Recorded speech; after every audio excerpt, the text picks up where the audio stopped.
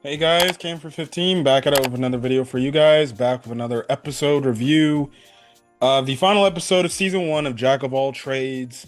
As we finish off season one, and lucky enough today, as I'm recording this on Sunday, we got confirmation that season two is going to happen. So that's good. That's good because if I did this review any other day before today, I would have been desperately saying like, no, we need a season two. You can't leave me off on that cliffhanger. The way the show went off, with that cliffhanger of Shion basically, saying, "I will meet again. Hopefully this time, not as enemies and things like that." So, and then with the fact that our boy Orhun's got apparently memory loss situation. But yeah, look, this episode was just wrapping up the moments of season one. So basically, we all know knew what happened last week, with the fact that Shion was basically backed into or not Shion, Sophia and the others were backed into a corner. And in the meantime, Orhun was also backed in the corner because he knew they needed help, but they're fighting the Black Dragon. So they basically, I guess you can say they basically fast forward the battle the fastest way they can. Now, you do have it to where Orhun is giving some pretty strong blows to the point it should be killed the Black Dragon. But the Black Dragon actually is like regenerating. So they end up coming up with an attack that makes it to where they kill the Black Dragon in one fell shot. So that's basically what happens there. It was a pretty cool battle. Regardless, I still liked Orhun solo leveling the boss or the Black Dragon earlier in this season as opposed to this battle. It just felt like we didn't really get to see the team combination between the team. Like, yes, they did all help each other out in this fight, but they kind of fast forwarded this fight because obviously Orhun had his other pressing matters. So that's what happened. So eventually, what happened is after Orhun beats the Black Dragon, Selma basically makes a mention about this and she passes out, right? So it cuts back to Sophia and the others. Now, Sophia and Log, they did the best they could to go up against one of Shion's party mates, and it actually looked like they were going to get the upper hand on this dude, but the guy takes the attacks fairly easily, and he's like, "That's the best you can do. This is honest to God pathetic." So he knocks Log away like it's nothing, and then Sophia is all on her own. She tries to cast a few magic spells, but it doesn't really do anything to this guy. And then essentially what happens is, it looks like there's a moment where this guy's about to kill Sophia, because eventually at this point, Sophia's like, "Wait, didn't you need us?" And Shion's like, "Well, yeah, we do, but to be honest, we could just only kill one. We could kill the both two members and then just spare one of y'all. So either or, we're getting the job done, right?" So dude is about to kill her. Orhun ends up showing up in the nick of time. He basically knocks this dude out of commission. So then all of a sudden, the next two members start to get involved, but Orhun beats them with absolute ease, knocks them out. So this is when he has this fight with Shion.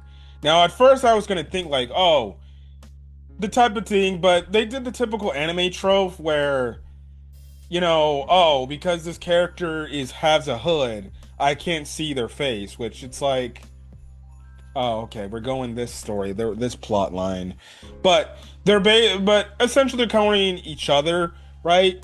Orhun's actually quite shocked that Shion is quite strong. Now this is him not knowing it's Shion. Now it comes to a point where essentially the hood of Shion gets knocked off, right? And essentially Orhun's like, "Wait, who the hell is this?" And it's like, oh, this man has some sort of memory loss, right? Now, he wraps up Shion in this binding thing, with the sword, and she basically talks as if she already knows that, okay, you're Orhun and stuff like that. Now, she doesn't ask him like, "You're Orhun, are you?" But she basically gives these hints and things like that, saying like, "Look, I'll stop this fight for now, but hopefully next time we meet, it's as allies." But after she leaves and we kind of see her perspective after everything, she's just happy that Orhun's still alive, and things like that. And it also seems like she might have been decepted. Now, excuse me. Now, Orhun, he ends up realizing, like, or he doesn't really realize or remember Shion. So basically, that's kind of where that's at from that perspective. So, it is what it is when it comes to where it's potentially going to be expected to where it's going to go there. But essentially, they save the other party. They save Log and they save Log, Sophia, and Carol. The other party mates show up. So there's that and things like that. You do cut over to this guy who's talking about Orhun and his potential and everything. So I have to wonder if he's playing a role and he's kind of like the master manipulator and everything that's going on. And then obviously, you got the Shion stuff and things like that. But realistically, that's kind of it of the episode.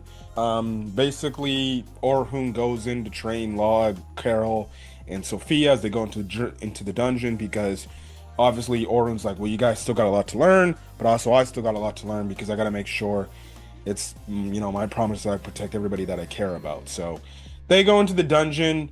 And then the end of the episode, we get this cliffhanger where we see this character at the meeting place of like Selma and Sophia, where they like to always hang out at. And you know, we see this character and everything. So maybe this character will make an appearance in the next season. But overall, this was a really damn good show. Oh, we do actually finally see what's her face, the hero's party. Now we only do get Oliver and the green haired girl. I forgot her name. And and we find out apparently there's like gonna be like a tournament coming up, and essentially the green haired girl in the heroes party basically makes a mention of like, people are talking about Orhun defeating the black dragon, and stuff like that, and realistically they're now calling him the hero, but Oliver doesn't want to hear none of that, and he said he's going to continue to train to essentially, I guess, go one-on-one against Orhun and prove that he's the real hero. And it seems like the green haired girl is going to be by his side, so I guess they worked at those issues. But I guess that's interesting to say the least. I'm shocked that we actually ended the season off. And we actually got to see Oliver and the others, or well, just Oliver. But we didn't really get to see. I wish we kind of did explain to see or get like some explanation of what actually happened to them. I wonder if maybe they got demoted or something, or maybe they got their, title of Heroes Party taken away, for the incident that they did had. But you know, we'll see where it's gonna head on from there. But overall, this show is really good. I've really much enjoyed this show. It is definitely probably one of my favorite Banished from the Heroes parties series that I have watched. So nothing else to say about that. But it was a really damn good season. I definitely can't wait to see where the show is gonna go into season 2. But hey, man, it was a really good show, and I'm happy that it got a season 2, and I can't wait to see more, of this show. But anyways, if you guys like the video, leave a like, put in the comment section your thoughts, hit that subscribe button if you want to get more anime content and things like that. And whenever Jack of All Trades comes back, I'll definitely review it on the channel. But anyways, I will catch you guys in the next video. Till then, guys, stay safe out there. Have a great rest of your day or your night or whatever you watch this video, and I will catch you guys later. Peace.